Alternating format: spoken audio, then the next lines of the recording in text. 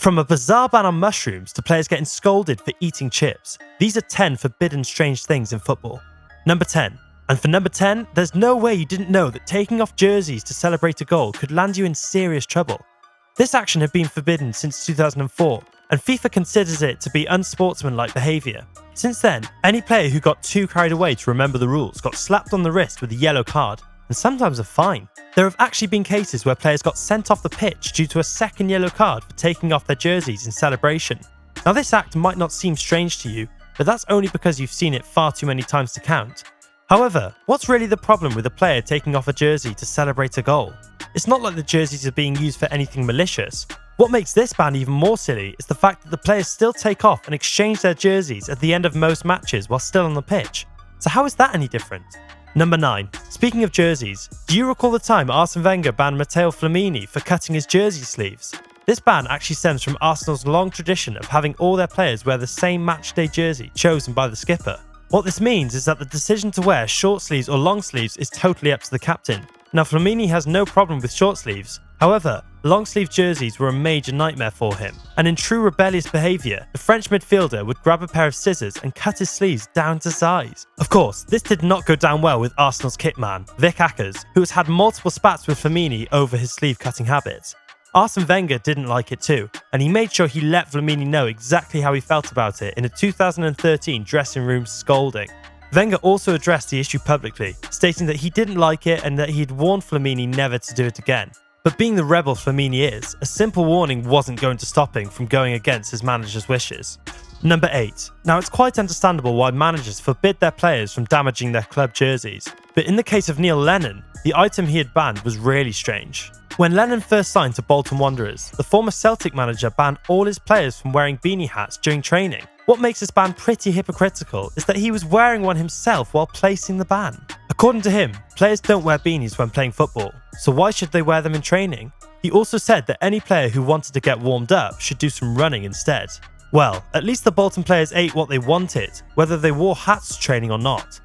Number 7. But the same cannot be said of Giovanni Trapattoni's men, who were banned from eating mushrooms. Crazy, right? Maybe strange, because, who bans mushrooms? See, mushrooms are healthy foods that form a part of a player's diet before matches, but Trapattoni just hated them for reasons best known to him. While coaching Northern Ireland, he banned all his players from eating mushrooms, claiming that it will mess up their bellies the next day. But if you think a mushroom ban is strange, then wait till you hear about David Moyes' ban on chips. Really, bro? You gotta be kidding me. We're banning chips now? That's insane. See, when Moyes was appointed coach at Manchester United, he turned heads when he banned his players from eating low-fat chips, which had been a long-standing tradition at the club. Sadly, what Moyes failed to realise was that he needed to win matches, not dictate what the players ate. So he was booted out for a string of unconvincing performances not long after.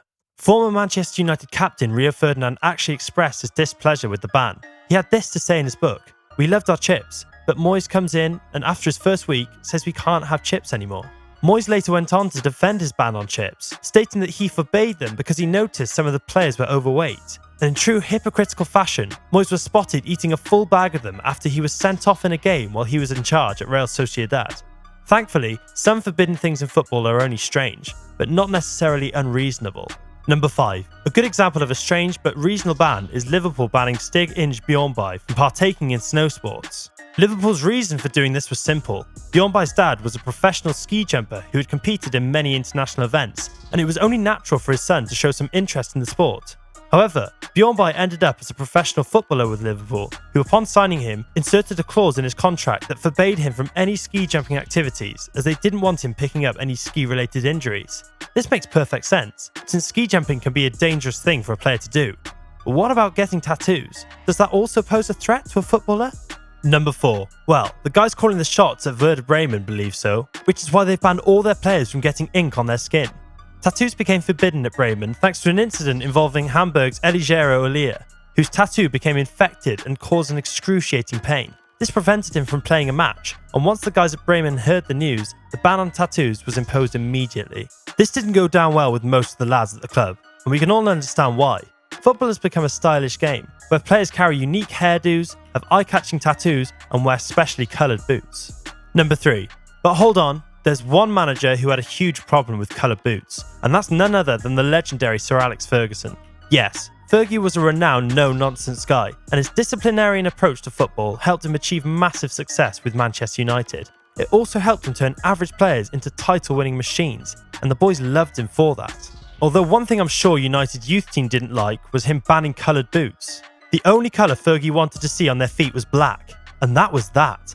As for the senior team, Fergie once banned Nani from doing his trademark backflips during his goal celebrations, stating that it could seriously injure him if he landed on his head. Nonetheless, Nani continued doing his flips anytime he scored, although he'd receive a good scolding from the boss afterwards. Speaking of scolding, there's probably no manager in the history of football that could scold as well, or as loudly, as Paolo Di Canio. The ex-West Ham player was so passionate about the game that he had a hard time keeping his physical reactions to himself. Another thing he couldn't keep to himself was his idea of a total revolution, which he brought to Sunderland after he was appointed as manager. Believe me, when Di Canio called it a revolution, that's exactly what it was. The Italian said in a press conference that he's not just coming to change the way Sunderland played, but everything else about the club. At this point, the players had no idea what he was talking about, although they would soon find out, because just as fast as he had arrived at the club, he started banning everything you could think of. He forbade his players from bringing their mobile phones to training, eating ketchup, and drinking soft drinks. But that doesn't end there, as the radical coach also banned the boys from cracking jokes and having side talks. Number 1. Moving on, and one coach that is certainly loved by his players is Pep Guardiola. He is one of the most successful coaches in Barcelona's history, and by far the most successful coach at Manchester City. That is not to say that Pep hasn't had spats with some players in the past. Of course, he has. Most notably with Zlatan Ibrahimovic, who had a big problem with Guardiola's ban on sports cars. You may not have heard this before, but while at Barcelona, Guardiola asked his players to stop driving their sports cars to training. As you would expect, Zlatan defied his coach by driving his Ferrari Enzo to training, and that caused a huge fallout between the two. After the altercation, Zlatan said, "I thought it was ridiculous. It is no one's business what car I drive." So guys, what forbidden thing do you think is the strangest? Be sure to let us know in the comments. And if you enjoyed watching this video, give it a thumbs up and subscribe to the channel. Catch you in the next one.